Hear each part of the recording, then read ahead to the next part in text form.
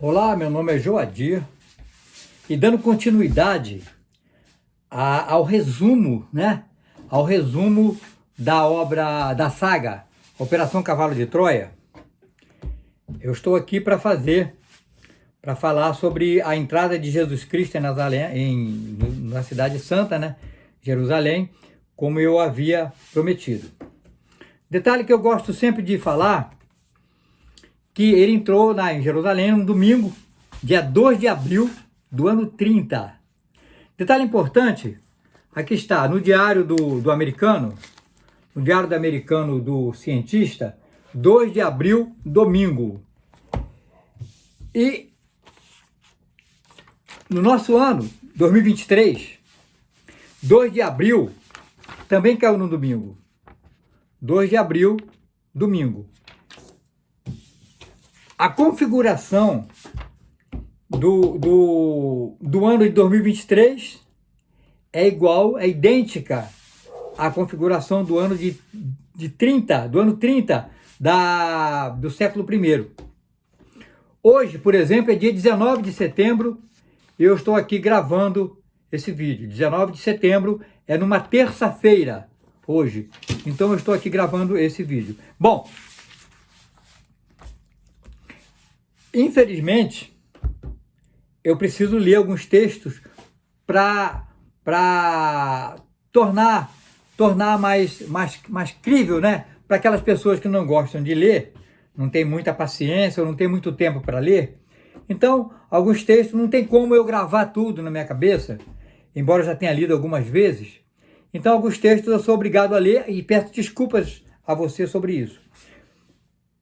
Mas então, um detalhe aqui que eu quero citar é que Jesus Cristo, no domingo pela manhã, ele estava na casa de Simão leproso, ele amanheceu lá, e ele reuniu o seu grupo, seus discípulos e as pessoas que estavam ali, para dar, principalmente os discípulos, né, para dar instruções sobre eles, para que definitivamente não saíssem de perto dele, porque havia um mandado de prisão para ele, né? Então ele não queria que os discípulos se envolvessem em confusões, etc. E os discípulos andavam sempre armados, estavam armados nesse dia, e seguiram armados com ele, sempre protegendo o mestre, né? Bom, então ele tem uma reunião, explica fala de todo o ministério dele durante a manhã toda, fala muita coisa dele e dá instruções, né? E o Judas era o tesoureiro. Ele tinha, Jesus Cristo tinha, cada discípulo tinha uma função.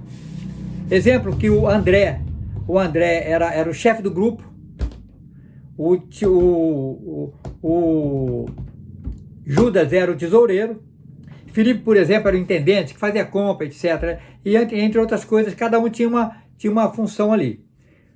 Então Judas, já prevendo que teria que gastar o segundo dízimo, eu explico isso. Além do primeiro dízimo, tinha o segundo dízimo. Eu explico isso. Ele pegou a bolsa de dinheiro, eles tinham vendido um acampamento, o Davi Zebedeu tinha chegado de madrugada, inclusive, e tinha entregue o dinheiro a ele da venda de um acampamento. Eles faziam, Jesus Cristo eles eram nômades, né? Porque Jesus Cristo pregava em vários lugares, fazia a missão dele, fazia os milagres em vários lugares, então eles acampavam ali. E depois, quando eles saíam, eles não carregavam aquele acampamento, eles vendiam aquilo ali. Depois, quando fosse acampar em outro lugar, eles compravam, entendeu? E assim, então o Davi, irmão de João Zebedeu, irmão de João, veio a ser 30 e poucos anos depois, o evangelista João, né? Então Davi era irmão dele, mas não era discípulo. Davi era um cara que ajudou muito. Eu falo isso depois. Davi Zebedeu. E ele entregou o dinheiro da venda desse acampamento ao Judas. Então aquele devia ter um montante considerável na bolsa, e ele entregou essa bolsa para o Simão leproso, porque sabia que tinha que gastar ali. Eu vou explicar como é que funcionava isso. além daquele primeiro dízimo, eu vou dar aqui, no rodapé, a explicação técnica real de como isso funcionava segundo a Bíblia, segundo a lei, né, de Moisés. Então ele fala aqui, ó, uma vez que se separava e entregava ao sacerdote a oferenda, essa oferenda era um quinto das coisas das frutas, de tudo que eles arrecadavam durante 4 anos. Então, um quinto disso eles entregavam no templo. E além disso, tinha o dízimo, né? Ele fala aqui, ó.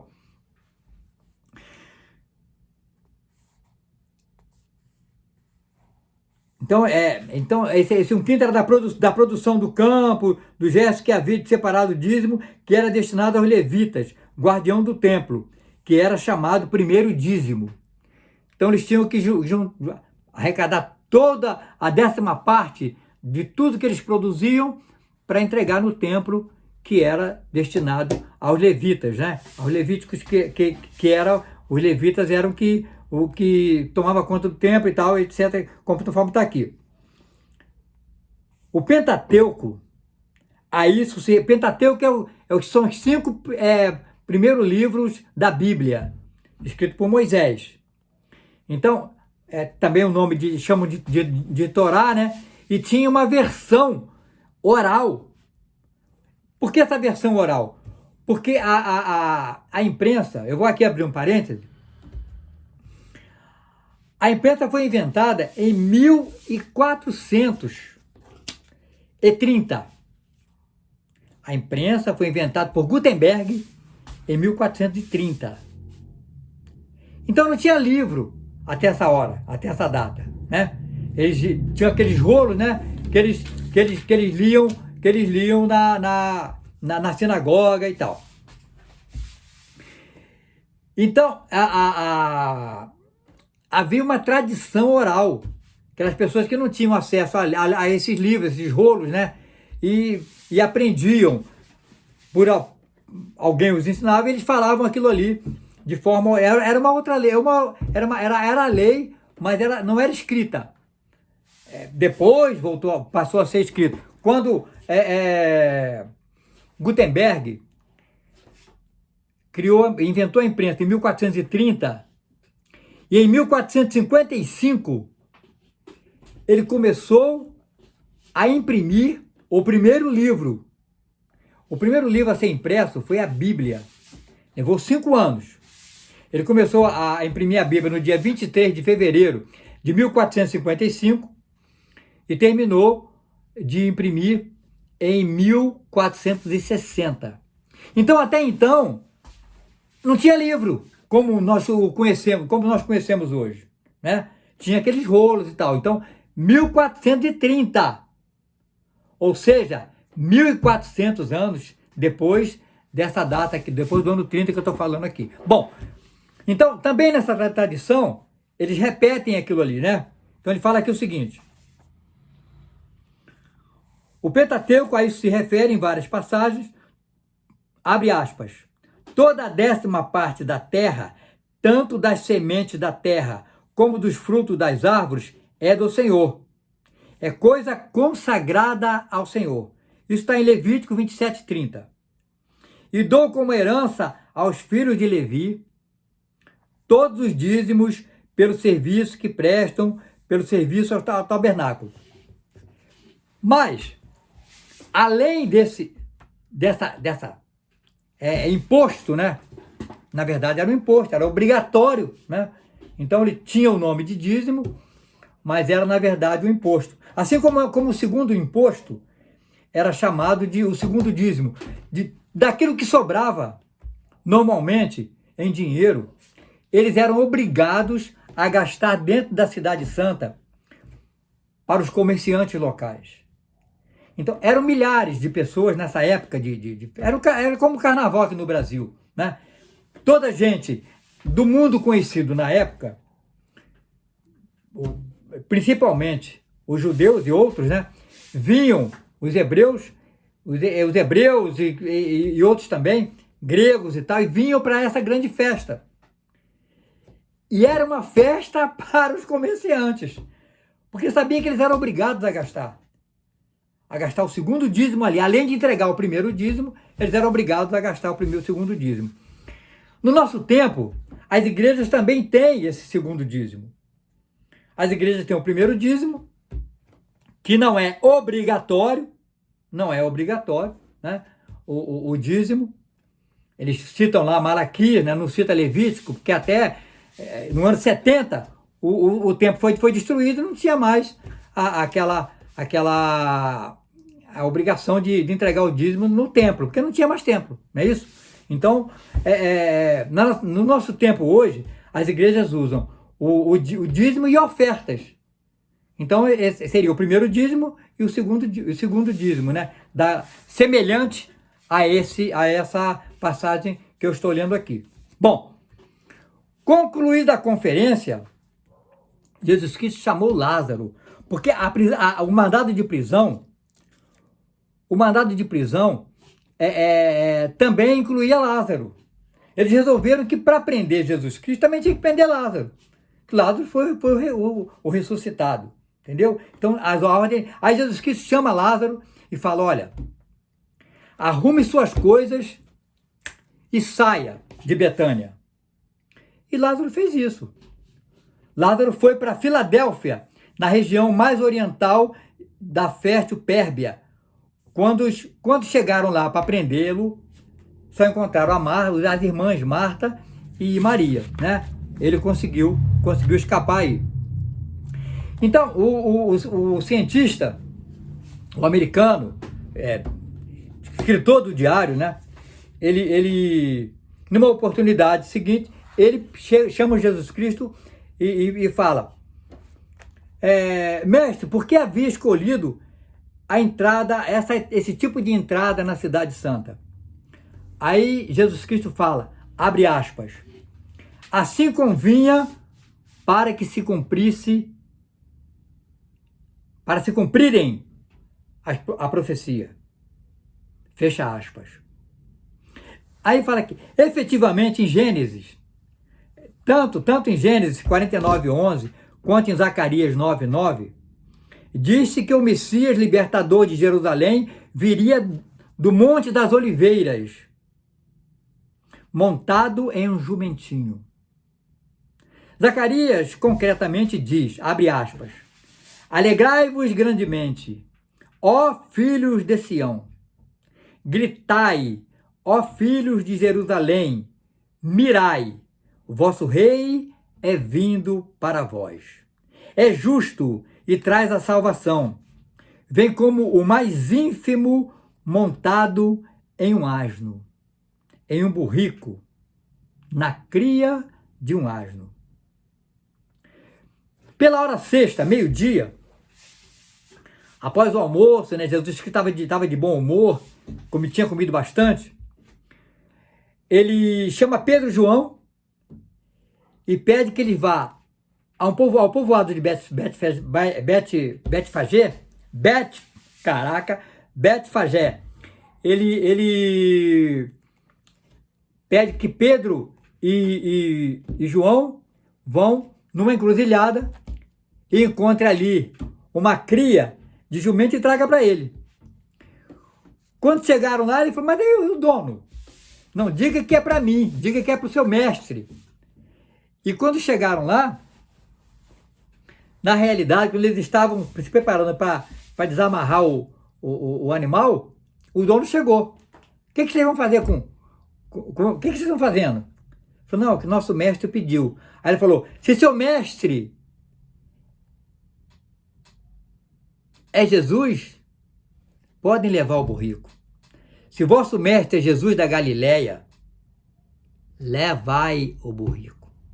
Eles levam, né? Chega lá, o cientista aqui comenta, né? Ao ver o pequeno asno de pelo pardo e apenas 1 metro de altura e possivelmente da raça chamada silvestre. Ele cita aqui a raça do burrinho. Muito comum na África e no Oriente. Quase todos os presentes formulamos-nos a mesma pergunta. Para que podia necessitar o mestre daquele dócil asno?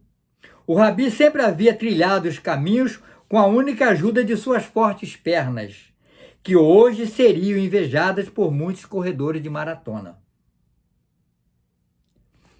Pouco depois, ao vê-lo desfilar entre a multidão que se aglomerava, então é o seguinte: o cientista ficou encabulado com aquilo. Por quê? Segundo ele, Jesus Cristo tinha 1,81 m de altura. Ele pesava 80 quilos. Ora, o burrinho tinha 1 metro de altura. Então Jesus, montado naquele burrinho, ele tinha que encolher as pernas para trás para não arrastar no chão. Então a figura não era uma figura agradável. Ele cita aqui, ó: a considerável estatura do rabi obrigava-o a flexionar as longas pernas para trás para não arrastar as pernas no caminho. Com todo o meu respeito, diz o cientista, com todo o meu respeito para com o senhor, sua figura a cavalgar de semelhante maneira um jumento era todo um espetáculo, metade ridículo, metade cômico. Então, na verdade, o que Jesus queria era isso mesmo. Jesus queria rir daquela turma, porque normalmente os chamados vencedores, reis, entravam nas cidades com um cavalo branco vistoso, de mais de 7 palmos de altura, arreios com bordados de prata, né, com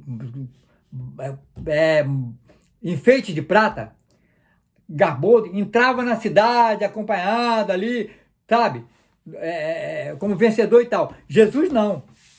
Jesus quis mostrar que ele podia fazer isso e ridicularizar aquele povo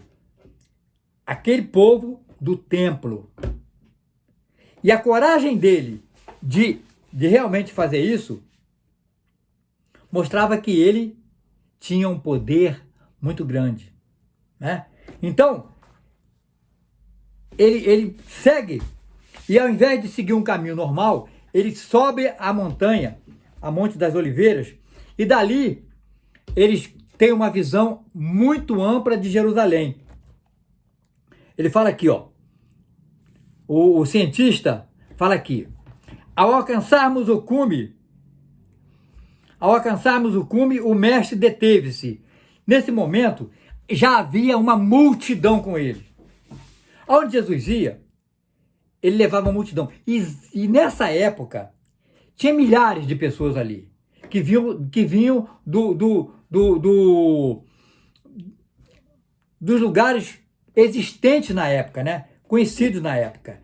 E aglomeravam aquilo ali, como volto a falar, era como o carnaval aqui no Brasil, né? Então era muita gente. E o povo gostava muito de Jesus Cristo. O povo que conhecia Jesus. E quem não conhecia tinha curiosidade de saber quem era aquele homem.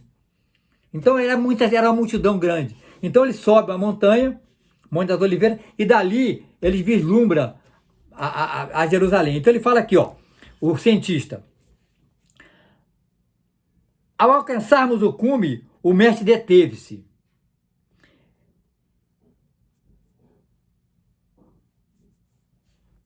Então Jesus Cristo desce, né, do cavalo, do burro, um pouquinho antes, e sobe, né, com a multidão, com os discípulos ao lado dele e tal. E dali, no cume da montanha, daquela posição, o cientista fala, daquela posição privilegiada, Jerusalém surgia a nossos olhos com todo o seu esplendor. A torre Fortaleza, a torre Fortaleza Antônia, né? O palácio de Herodes, sobretudo a cúpula. A cúpula e as muralhas do templo haviam se tingido de amarelo com o cair da tarde. Já passava de meio-dia, né? Nesse momento, o semblante de Jesus Cristo alterou-se. Daquela galhofa que ele vinha rindo, brincando em cima do burrinho, mudou completamente o semblante ali.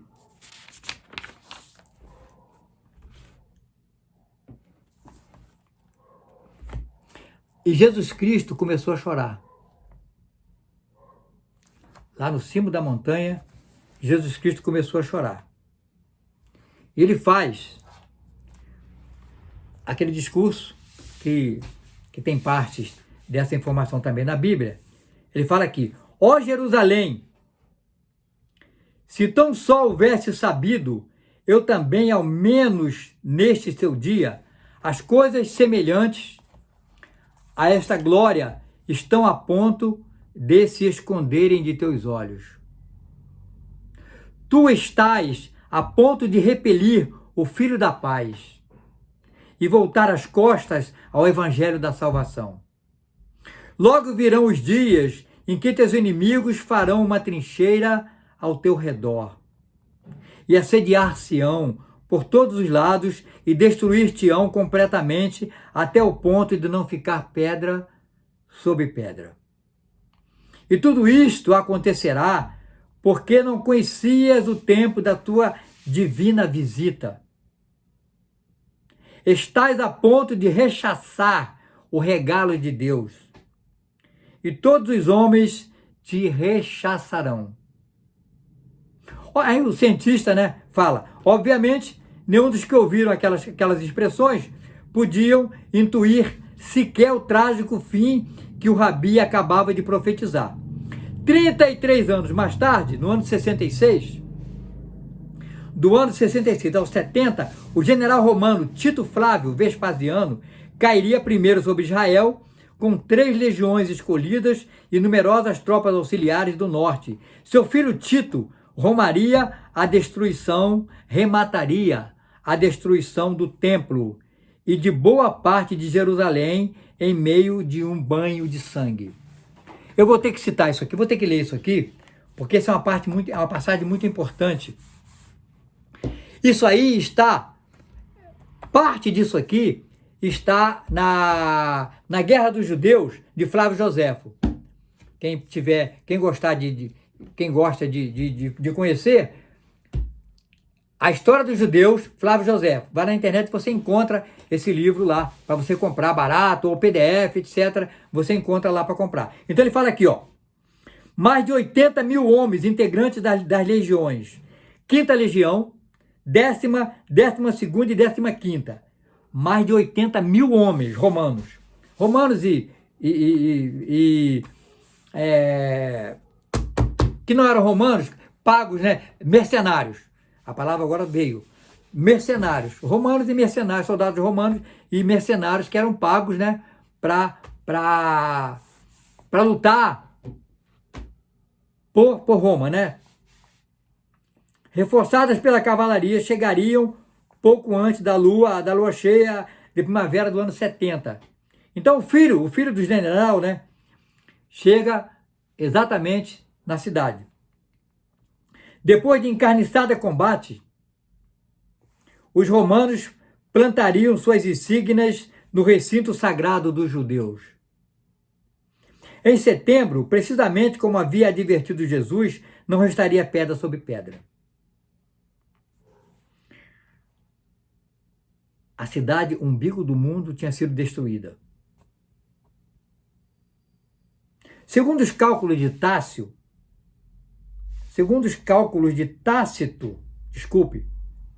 naquela época haviam-se reunidos em Jerusalém para celebrar a tradicional Páscoa ao redor de 600 mil judeus. Então eles invadem justamente na época da Páscoa. De novo, Pois bem, o historiador Flávio Joséfo, aqui ele cita Flávio Joséfo, afirma que durante o sítio, o número de prisioneiros, sem contar os crucificados e os que lograram escapar, elevou-se a 97 mil. E acrescenta que no transcurso de 3 meses, só por uma das portas da cidade passaram 115 mil cadáveres de israelitas. Os sobreviventes, esses seriam, por sua vez, vendidos como escravos e dispersados. As lágrimas e os lamentos do Nazareno eram mais do que justificados. Então, por isso, Jesus chorou bastante. Ele sabia, né? Ele conhecia tudo. Ele sabia o que ia acontecer. Então, Jesus Cristo, ao descer por ali, pelo caminho pouco usual, né? Porque de Betânia para Jerusalém era mais ou menos 3 quilômetros e era caminho tranquilo. Mas ele para fugir de passar em frente à Fortaleza Antônia, onde tinha os soldados e tal ali, o que ele fez? Subiu a montanha, Monte das Oliveiras, e desceu por ali e passou por um lugar onde poderia ter mais pessoas, mais gente, mais pessoas, uma multidão maior para acompanhá-lo, entendeu? E para evitar, assim, inteligentemente, ele fez isso para evitar que fosse preso exatamente, né? Naquele momento. Não era o momento para ele ser preso, né?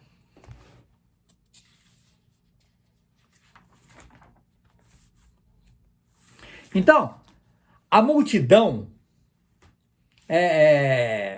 pegava a criança, botava na mão de Jesus Cristo, Jesus Cristo acariciava as crianças e tal.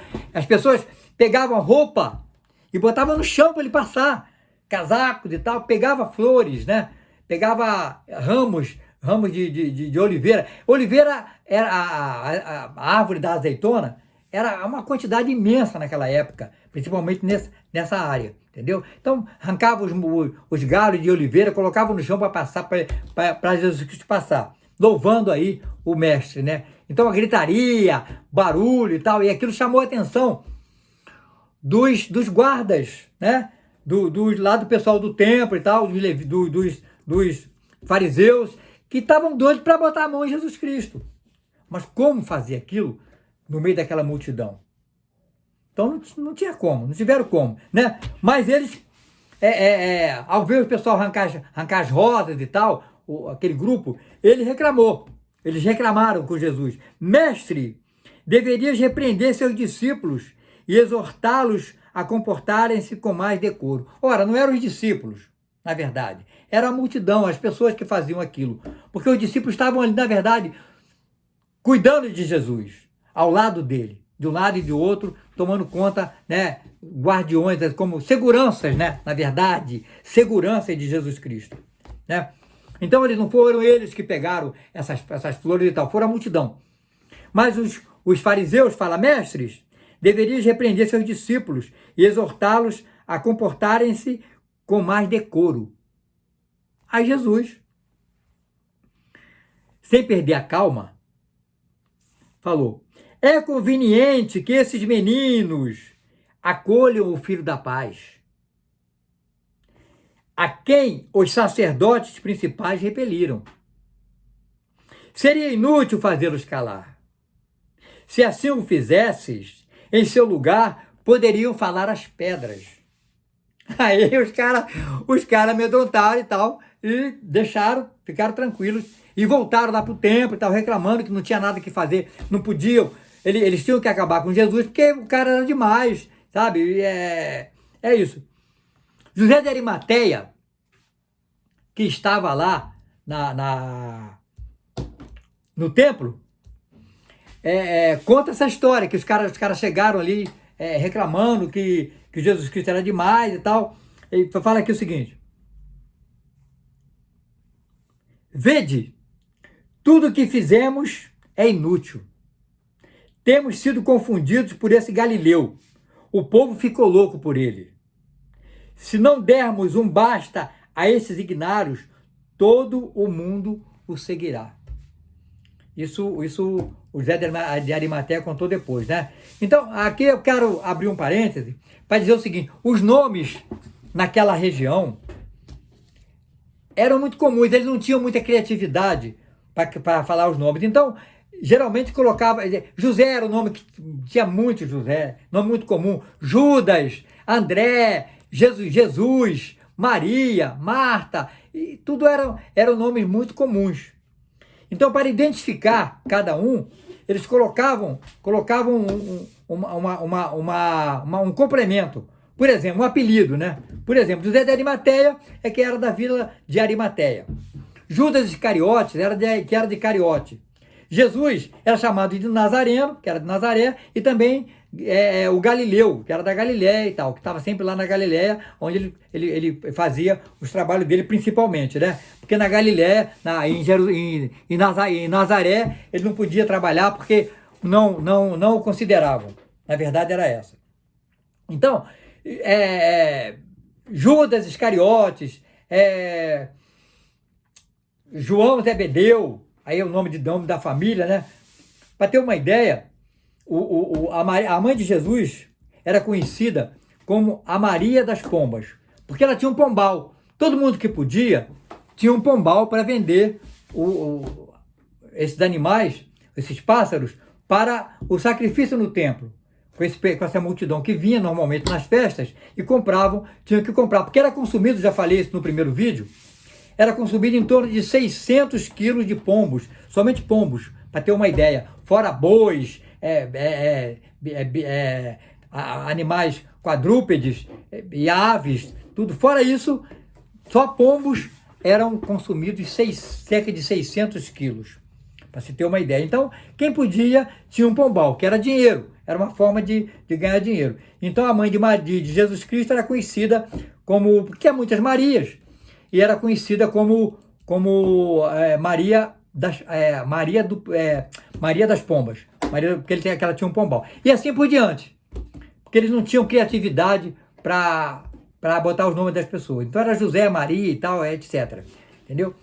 Bom, fechando aqui o parênteses, né, que eu abri aqui para falar disso. E Jesus segue, entrando justamente pela porta, aonde foge da Fortaleza Antônia, ele entra por uma porta onde tinha uma multidão maior, e ele segue, e eles começam a clamar para que Jesus Cristo fizesse o discurso e se proclamasse rei. Jesus não dá ouvido para eles, simplesmente segue e entra no templo. E depois ele faz alguns discursos e tal, mas esse é outro assunto. Eu paro essa minha narrativa aqui. Jesus Cristo entrou em Jerusalém, triunfalmente, embora naquele burrinho, né? Entrou com aquela multidão acompanhando ele. Ele entrou seguramente, né?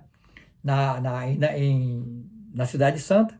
Ele entrou no templo e ali ele faz alguns discursos, que isso é um outro assunto que eu falo mais tarde. Eu agradeço você que chegou até aqui agora e quero dizer o seguinte: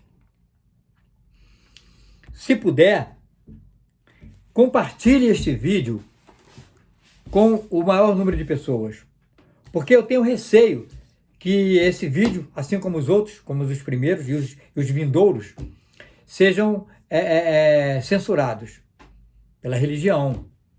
Então eu tenho esse receio, porque devido à clareza do diário, tem palavras que podem ofender, ofender não digo, mas chocar, né? Porque são palavras, são coisas, são fatos desconhecidos e que está no diário dele e que o JJ Benítez lançou no livro. Bom, então o próximo vídeo, você que ainda não se inscreveu no canal, faça a sua inscrição e ative a sineta para que você possa receber em primeira mão. Assim que eu postar o vídeo, você recebe a informação de que o vídeo está disponível para que você possa ver. Então, o próximo vídeo eu vou falar sobre as águas amargas. Uma coisa que eu nunca tinha ouvido falar, só ouvi falar aqui, só li aqui não me lembro de ter lido isso na Bíblia, mas é uma coisa interessante. É uma prova que a mulher tem que fazer para provar que ela não foi adúltera. É uma coisa bem interessante de falar. E é o próximo vídeo. Como se chega a isso? Que águas amargas é essa? Qual a composição dessa água? Então, eu te aguardo no próximo vídeo. Agradeço toda a sua atenção até esse momento.